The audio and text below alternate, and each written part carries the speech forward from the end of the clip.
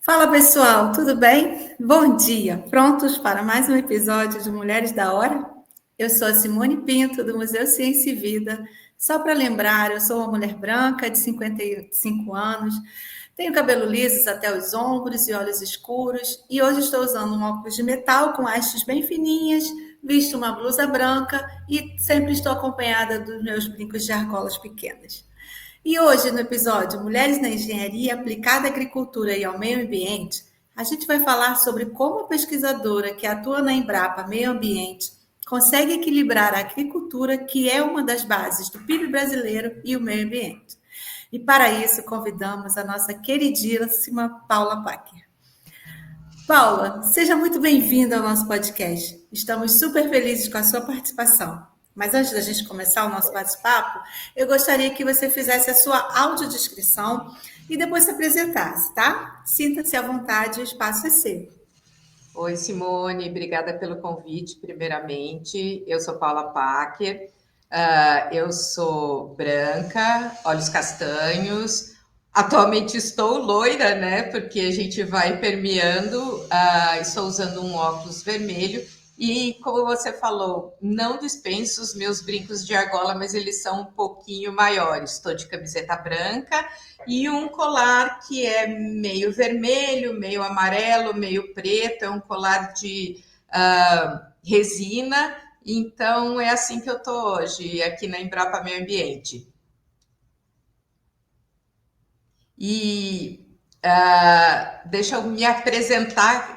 Agora eu fiquei meio perdida. Se era para Nada. apresentar, era só para apresentar assim ou era para apresentar a apresentação minha também? Não, Paula, pode se apresentar, fala um pouco para a gente. A gente sabe que você tem uma carreira brilhante e com certeza vai ter muita coisa para falar para a gente. Então, Tá. fala um pouco sobre você, sobre a sua opção pela área de tecnologia, especificamente pela área de engenharia agronômica, né? Fala aí um pouquinho para a gente. Tá. Eu tenho permeado uma carreira já faz um bom tempo, né? Eu sou engenheira agrônoma, formei em 92, já se vai lá mais de 30 anos, né? E fiz, na época, a gente tinha uma interação muito diferente, né?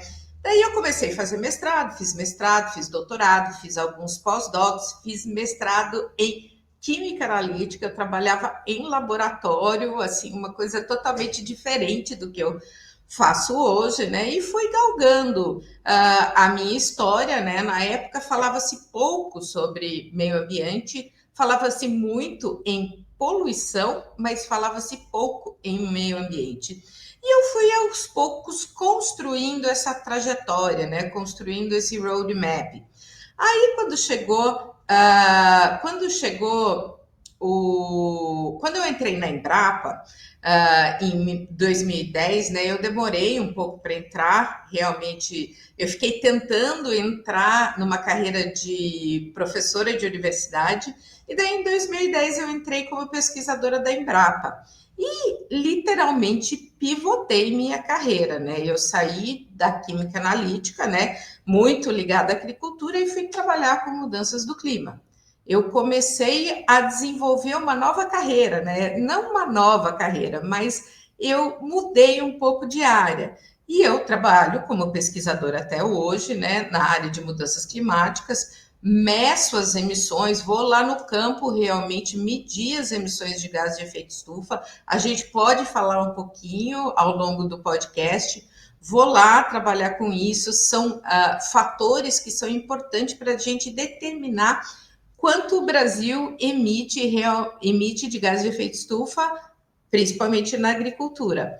Daí, nessa trajetória, né, fui convidada pela chefia anterior para ser chefe de inovação e negócios, aceitei o desafio porque eu nunca imaginei que eu ia sair da pesquisa, né? Então, tive uma primeira mudança de rota, né? Quando eu saí quando eu entrei na Embrapa como pesquisadora, tive uma segunda mudança de rota a hora que eu entrei para chefia de inovação e negócios, e daí realmente aceitei o desafio na sequência, né, de ser chefe geral na Embrapa Meio Ambiente, a primeira chefe geral aqui da unidade. Então, a gente vê que as mulheres realmente estão conquistando espaços diferentes, estão conquistando estão galgando suas expertises, colocando elas na mesa de igual para igual, que não é muito fácil, mas a gente tem feito de um jeito com carinho.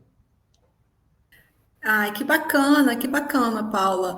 Então, você sempre sonhou em ser engenheira agrônoma? Sabe, a sua carreira foi influenciada pela trajetória do seu pai, que é um pesquisador dedicado à zootecnia e ao melhoramento de genético animal? Conta pra gente se você teve essa influência aí da família, como é que foi, se esse já era um sonho seu, né, desde pequena. Não, não era um sonho. Assim, é muito engraçado, porque chegou um momento de escolher, né, o que você vai fazer, né? E aí você sempre tem aquela crise, né? A gente escolhe o que a gente vai fazer muito cedo na vida. Então você entra sempre naquela crise, né? Você vai fazer isso, você vai fazer aquilo. Só que daí, quando chegou na hora de escolher, eu literalmente não sabia o que eu queria fazer. E agronomia é um vasto amplo, né? É uma profissão ampla, uma profissão vasta de possibilidades. Então, você tem um leque enorme. Você pode trabalhar com a parte de economia, você pode trabalhar com a parte de ciências de alimentos, você pode trabalhar com a parte de zootecnia, você pode ir para a química analítica, como eu fui. Então, tem um leque enorme. Tem um amigo meu, acabei de dar uma aula para ele é agrônomo, formou comigo e ele dá aula para engenharia florestal. Então, ele foi se especializar na parte florestal. Então, foi aí que eu realmente, lógico que deve ter tido uma pequena influência do meu pai, né, na escolha. Como eu não sabia o que eu queria, eu falei, vamos lá. Se eu não gostar, dá para a gente mudar no começo. Mas eu acho que eu abracei a agronomia de uma forma muito carinhosa.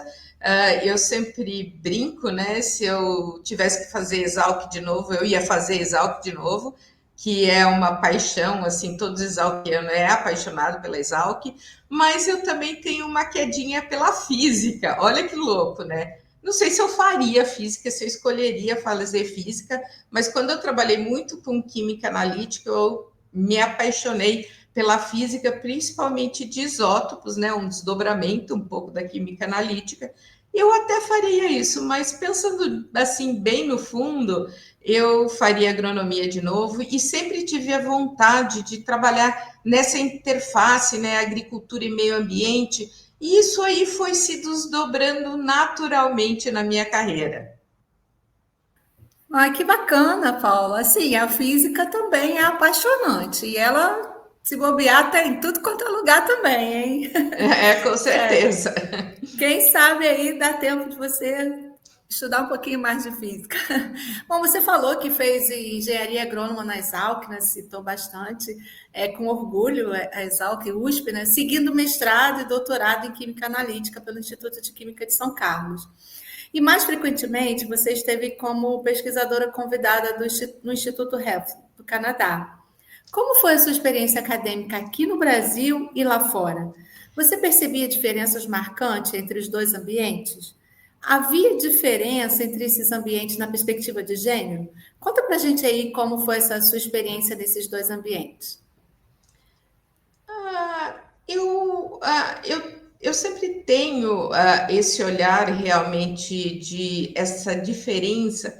Eu nem sei se realmente existia essa diferença quando você fala de mestrado, doutorado, pós-doutorado, a carreira de pesquisador, ela não tem muito essa diferença. Assim, quando você vai galgando as diferentes etapas. Eu acredito que tem alguns empecilhos, assim, um pouco no começo da carreira, quando você está fazendo o curso de agronomia, alguma coisa assim, mas todas as minhas amigas também que são formadas em agronomia, elas não sentem tanto isso, dependendo realmente da carreira que você escolhe.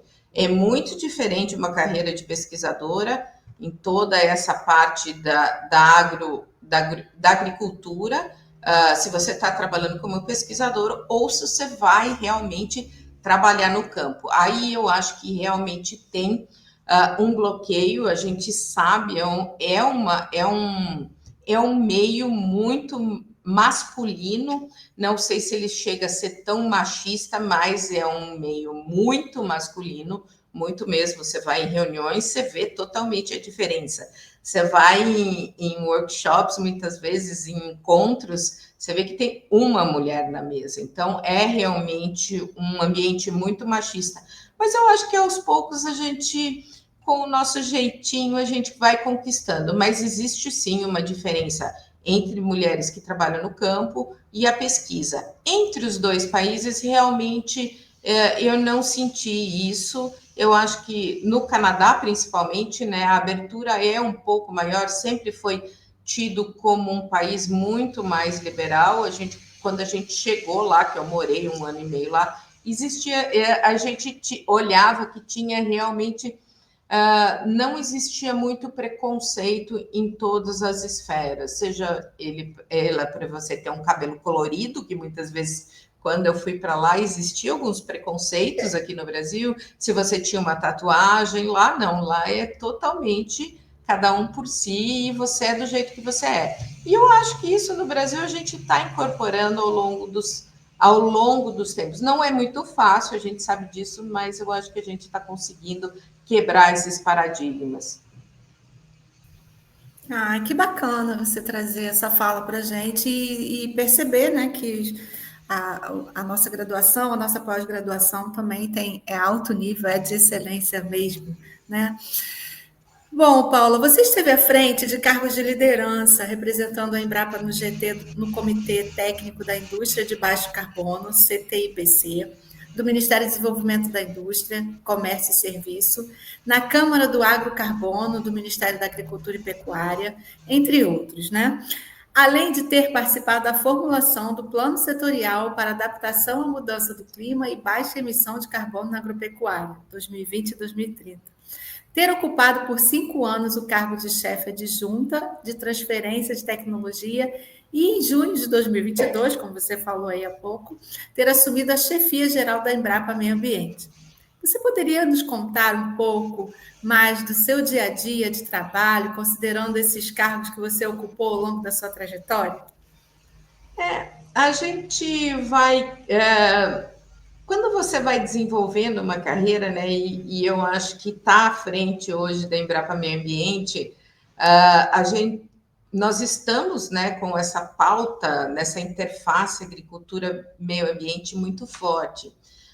O setor tem falado muito em sustentabilidade, o setor tem falado muito em carbono, em emissões, em neutralidade de carbono. Então, esse brainstorming que está acontecendo nessa pauta aí de agricultura de baixo carbono, não só a agricultura, né? Tanto que tem as outras câmaras setoriais da indústria, tudo olhando para a diminuição das emissões de gases de efeito estufa, sejam elas na indústria, né? Porque se a gente pensa, a agricultura também é agroindústria, né? Ela permeia, então você vai desde você plantar até você ter uma agroindústria, seja ela de calçado, de bebida, de alimento. Então, a agricultura, ela permeia por muita coisa. E trazer esse olhar da descarbonização das cadeias, então ela está vindo muito forte. A indústria ela está mais avançada hoje nessa discussão porque é mais fácil do que você controlar, tá? Do que realmente a agricultura. A agricultura está em discussões muito aprofundadas, mas se a gente pensar no tamanho do Brasil, são 6 biomas. Cada bioma tem a sua característica diferente. Como que a gente empacota tudo isso, né, numa coisa única? Então, eu acho que essas discussões estão muito ricas. Nós estamos num ano de COP, né? Nós, como setor agropecuário, nós estamos tendo que trazer resultados, mostrar os resultados. A Embrapa vai ter uma participação grande, né, na COP30 esse ano. Então, a gente está trazendo tudo isso e a gente vem com toda essa pesquisa que abraça e que sustenta todas essas decisões de governo. A Embrapa tem muito isso, né, um pouco diferente da universidade. Ela traz essa parte de políticas públicas, né, de construção de políticas públicas muito forte.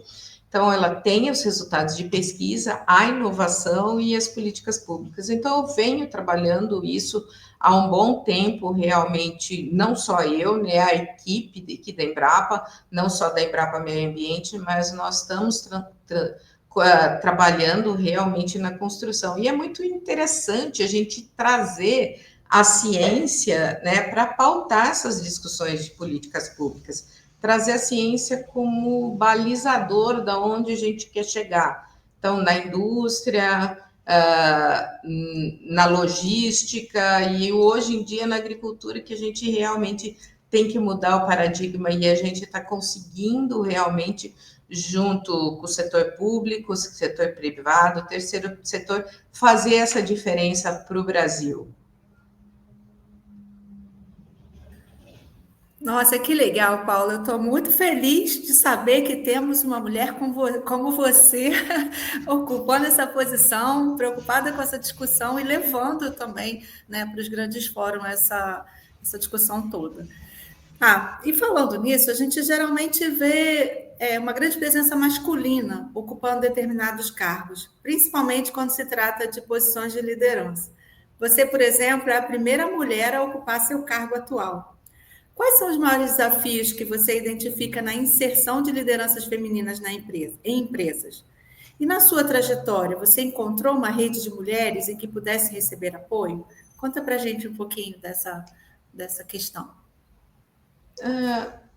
Eu acho que as mulheres hoje elas estão quebrando diferentes paradigmas nessa construção de carreira. Hoje, diferente do que a gente via há 30 anos atrás, e eu não estou falando de 50, 60, estou falando de 30, eu estava saindo da faculdade.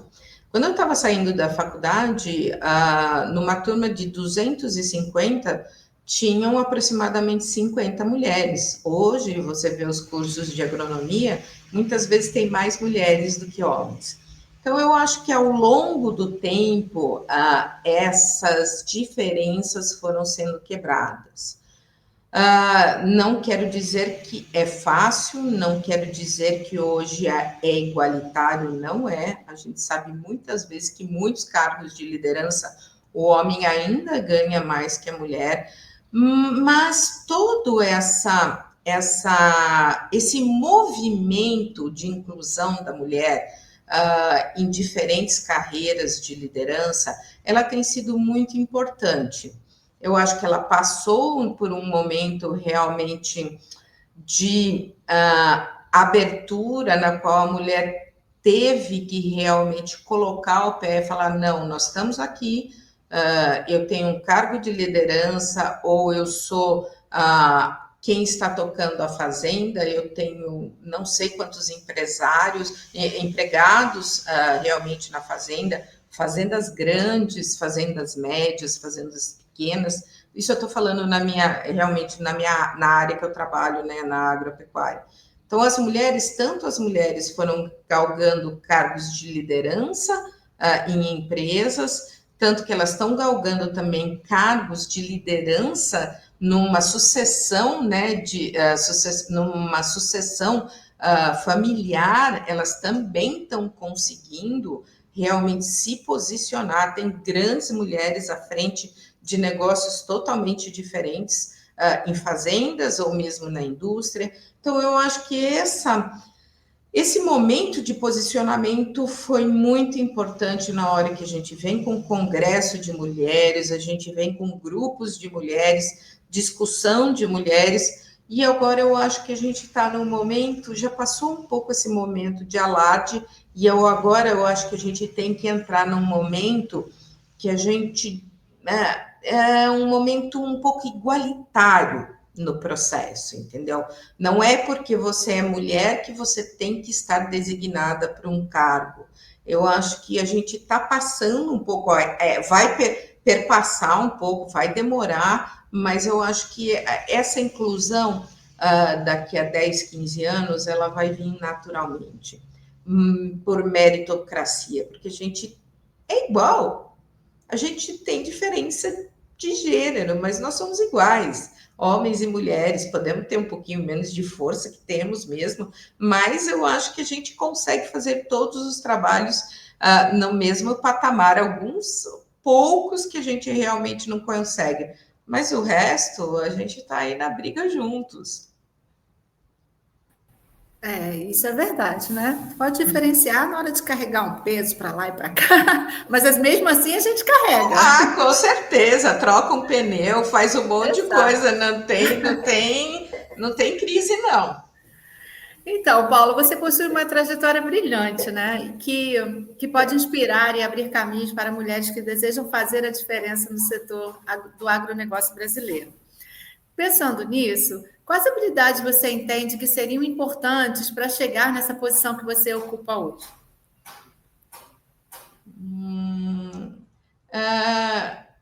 Na parte de pesquisa, realmente você tem que se dedicar a fazer. Essa foi a minha trajetória, né? A trajetória de pesquisa.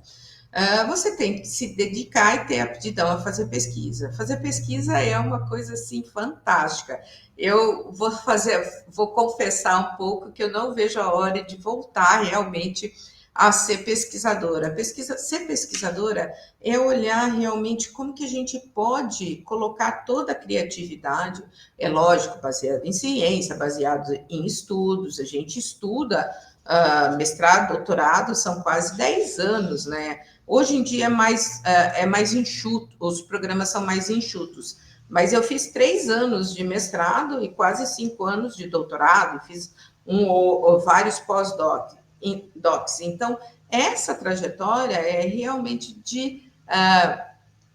de você colocar hipóteses de pesquisa, você trazer essas hipóteses, estudar o que faz sentido. Muitas coisas nessa trajetória da pesquisa, elas não fazem sentido, mas mesmo assim você tem que testar. Então, trazer tudo isso, e eu fico muito contente de hoje a pesquisa estar na boca de todo mundo, porque eu acho que depois que a gente passou a pandemia, a pesquisa passou a importar muito em diferentes frentes. Lógico que a gente teve a pandemia, foi difícil, né, para todo mundo, mas falou-se muito em ciência. E hoje, quando a gente fala na agricultura, a gente fala em ciência, porque como que a gente, de importador de alimentos, mais ou menos quando eu formei, e hoje o PIB, nós somos responsáveis, a agropecuária e a agroindústria é responsável por 25% do PIB nacional. Então, nós passamos de importadores de alimentos para exportadores de alimentos, de commodities e realmente da agroindústria. Então, isso só foi possível por causa da ciência. A ciência que tropicalizou toda a agricultura para o Brasil. E hoje eu acho que a gente está numa fase de tropicalizar a sustentabilidade. É aí que entra toda a equipe da Embrapa Meio Ambiente e da Embrapa em si, porque a temática do meio ambiente, ela perpassa as 43 unidades da Embrapa e a gente trabalha tudo numa voz uníssona, trazendo realmente a ciência para a agropecuária. Bom, sua carreira é marcada pela excelência acadêmica, né, liderança estratégica, e sabemos como podem ser difíceis questões que relacionam a sustentabilidade ao setor agropecuário. Nós gostaríamos que você trouxesse essa visão de futuro para as jovens de hoje que pensam construir uma carreira na área de produção sustentável. A sustentabilidade, né, essa interface aí, eu acho que ela veio para ficar, tá? E ela, quando você olha realmente para a agricultura, para o meio ambiente, seja ela em diferentes carreiras, Tem gente trabalhando com o meio ambiente que é advogado, tem gente que tem veterinários, tem agrônomos, tem economistas, e tem uma ampla. A saúde vem também com esse olhar da sustentabilidade. Então, é uma coisa que é uma temática que foi sendo introduzida nas diferentes carreiras ao longo dos anos que não tem volta. Então, a sustentabilidade hoje, ela não tem volta. Qualquer carreira que você escolha e você tenha realmente esse olhar para trazer a sustentabilidade para dentro da sua carreira, ela tem que realmente ser embasada. Você tem a sua carreira, você escolhe, né, a sua carreira e você pode trazer a sustentabilidade realmente dentro dela. Então, até medicina, tem medicina hoje que cuida, tem a parte da medicina que cuida da adaptação do ser humano para os diferentes extremos climáticos. Então, é isso que a gente traz. E jovens, eu sempre tenho comigo. Se você olha com amor para o que você quer fazer, traga ele sempre. Eu comecei a minha carreira, não se falava em sustentabilidade, mas eu sempre tinha uma vozinha aqui dentro que falava para mim: não, você tem que trabalhar com isso. Mas foi realmente naquela época não se falava muito em sustentabilidade. Então foi a construção e foi um galgar ao longo dos anos que realmente eu me apaixono por que eu faço hoje. Então, seja apaixonada por que você faz, seja apaixonada pelo que você escolhe. Então, quando você tem esse sentimento com você, muitas barreiras elas acabam sendo transpostas por esse sentimento que você abraça.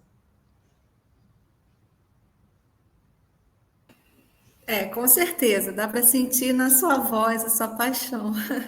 Bom, Paula, você foi homenageada pela Forbes no Dia Internacional da Mulher Rural, que buscou celebrar mulheres que compõem uma nova geração no agronegócio, altamente especializada a partir de seus estudos e pesquisas. Como é para você ocupar esse lugar de reconhecimento como referência? Conta para gente. Eu trago um sentimento muito interno com relação a isso. Eu vou até fazer uma aspas aqui. Meu pai, né? Vocês já falaram, a gente já falou aqui que foi um professor da Exalc também. E por incrível que pareça, ele nunca me viu trabalhando. Ele faleceu antes de eu entrar na Embrapa. Então, quando eu entrei na Embrapa, ele já tinha falecido. E galgar isso para mim foi muito importante, porque eu sempre fui tida como a ovelha negra da família e fui galgando isso ao longo dos anos.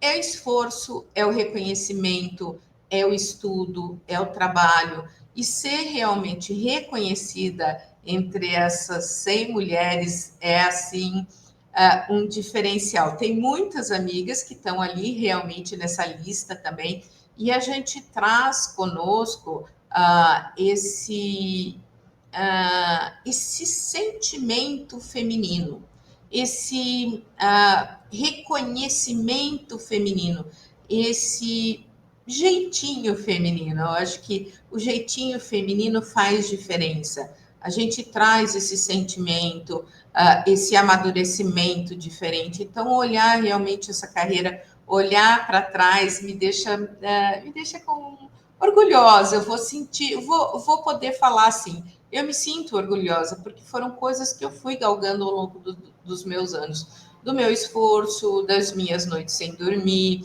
das minhas brigas com meu marido, que faz 30 anos que ele me aguenta, realmente parceiro. Isso é muito importante também quando você tem carreiras de destaque, ou você está sozinha, ou você tem parceiros, e realmente meu marido foi sempre um parceiro nessa caminhada. Então, eu acho que essa é a diferença, trazer realmente esse sentimento feminino, esse olhar holístico, né, para o que a gente traz conosco, e essa caminhada, né, que não é fácil, mas também não é difícil. A gente tem muito que transpor, mas a gente consegue realmente com esforço.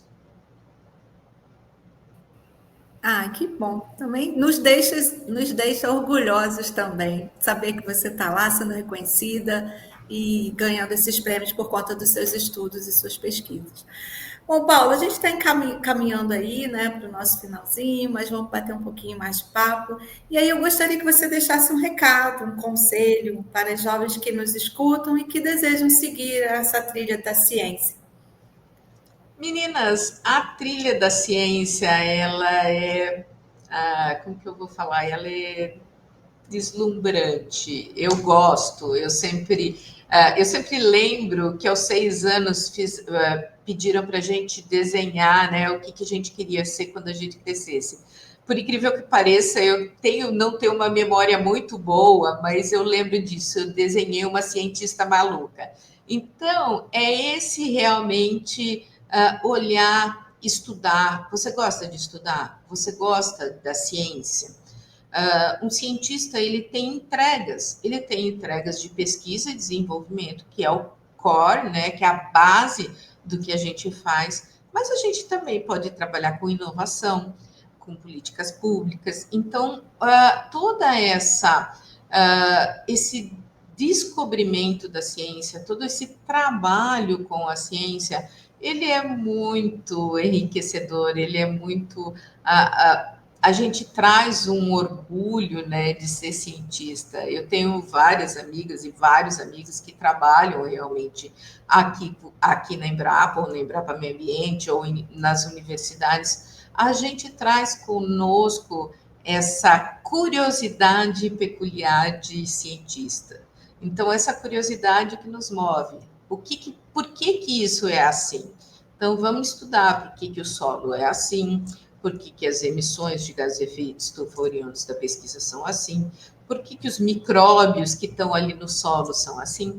Então, quem tiver essa curiosidade e oportunidades, eu acho que hoje o acesso realmente ao mestrado e doutorado, às universidades, ao mestrado e ao doutorado, ele está muito mais igualitário no Brasil inteiro. Tá? Então, isso é como a gente pode trazer isso. Eu estava essa semana lá em Balsas, né? Porque a Embrapa tem uma unidade, um ponto lá, né? Uma unidade que a gente fala que não é uma unidade, mas ela está ligada a uma outra unidade. Mas tem um ponto ali de referência em Balsas. Balsas é hoje o lugar realmente de expansão do agronegócio. E a gente estava lá visitando uma fábrica de bioinsumos, né, lá em Balsas, e o rapaz, o CEO, né, dessa fábrica, ele só contratou gente nova, gente formada lá no Maranhão, formada lá na região. Então, tinha agrônomos, tinha uma menina que fez, não é biologia, é biotecnologia. Então, tudo isso para realmente desbravar essa parte de bioinsumos. Então, ir para a ciência não necessariamente quer dizer que você vai galgar todas as etapas de um pesquisador. Mas um pesquisador, ele pode começar com mestrado e ir para uma agroindústria. Ele pode começar com mestrado e realmente ter contratos com fazendas, com empresas diferentes. Então, essa é um leque enorme de possibilidades no Brasil e fora dele também. Poxa, Paula, muito importante essa sua fala, essa dica, então, né, para as meninas, para os jovens, no geral, que nos ouvem, né, que não podem, tem um campo muito aberto e amplo aí para que eles possam se encaixar, né, que eles podem se encaixar. Bom, Paula, a gente está chegando naquele momento que a gente gosta, sabe, de fazer com as nossas entrevistadas, que é o momento ping-pong.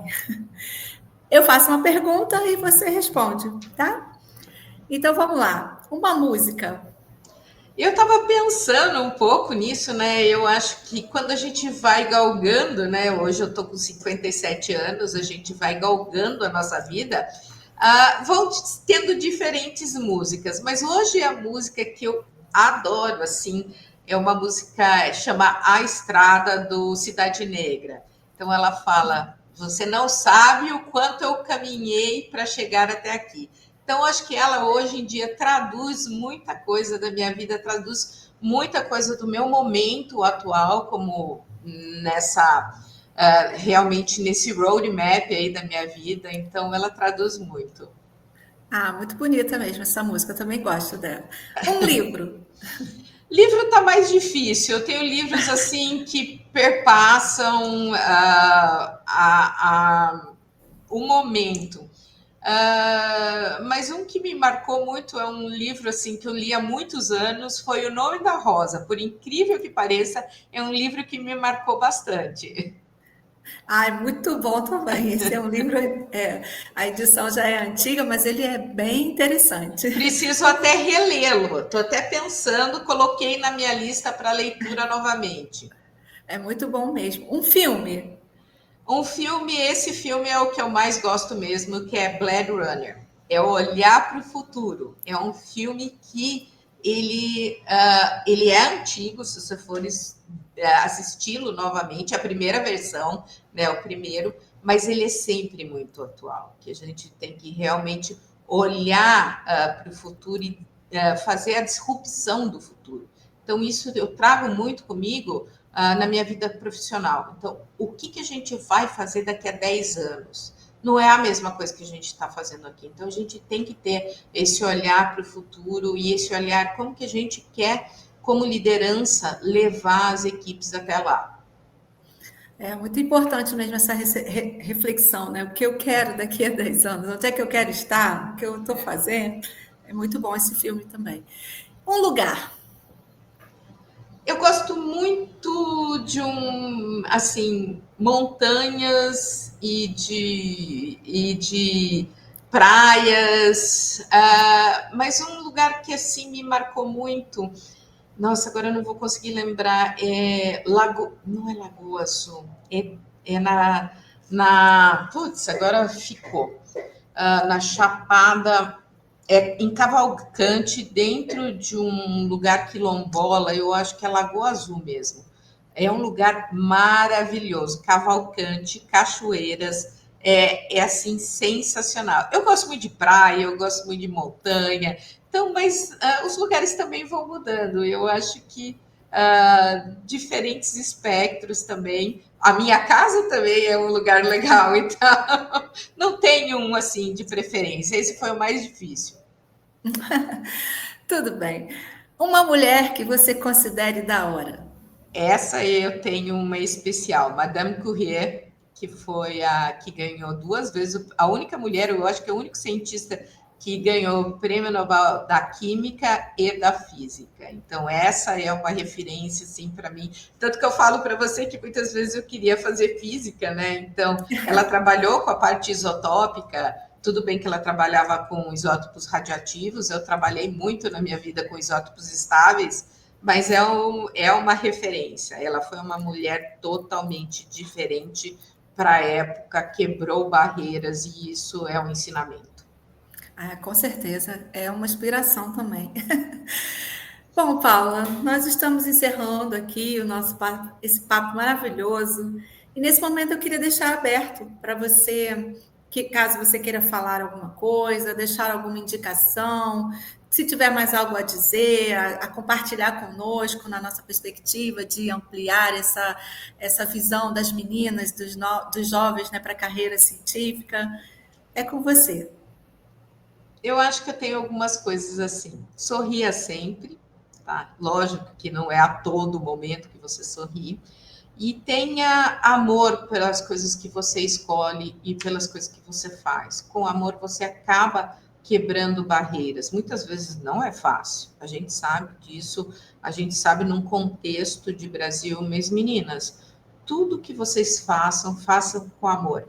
E nunca deixe aquela criança, aquela adolescente morrer. Isso é uma coisa assim que eu sempre trago comigo. Seja sempre você e nunca deixe aquela criança, aquela adolescente morrer dentro de você. Então, foi um prazer estar aqui, gente. Esse bate-papo foi ótimo, totalmente diferente, adorei. E o que precisarem de mim, estou por aí. Maravilha, Paula. Muito obrigada por dividir conosco o seu tempo, contar um pouco da sua história e inspirar meninas. Bom, pessoal, estamos chegando ao fim de mais um episódio. Eu gostaria imensamente de agradecer novamente a presença da Paula. Foram palavras muito inspiradoras. E até o próximo episódio de Mulheres da Hora. Um beijo. Não deixem de curtir e também de assistir o nosso videocast no canal do YouTube do Museu Ciência e Vida. Tchau, tchau. Tchau!